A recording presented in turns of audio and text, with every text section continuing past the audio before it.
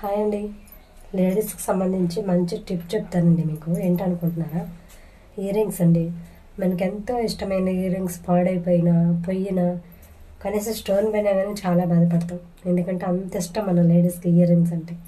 నాకు కూడా సిచ్యువేషన్లో హడావుడిలో ఇయర్ రింగ్స్ సేల్ పోయిందండి. చాలా బాధపడ్డా. ఇయర్ రింగ్స్ అంటే నాకు చాలా ఇష్టం అండి. సడన్గా ఒక ఐడియా వచ్చేసిందండి. ఏంటనుకుంటున్నారా?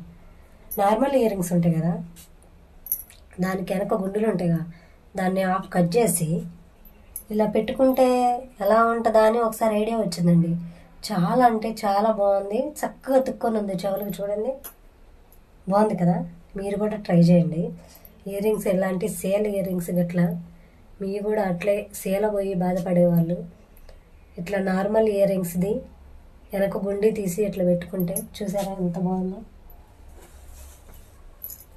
ఎలా ఉందండి? బాగుంది కదా. మీరు కూడా ఒకసారి ట్రై చేయండి ఇయర్ రింగ్స్.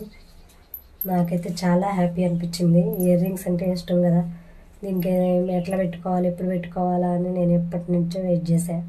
కానీ సడన్గా ఐడియా వచ్చింది. ఐడియా మాత్రం సూపర్ సెట్ అయింది. మీరు కూడా నా ఐడియాని ఫాలో అవుతారనుకుంటున్నా.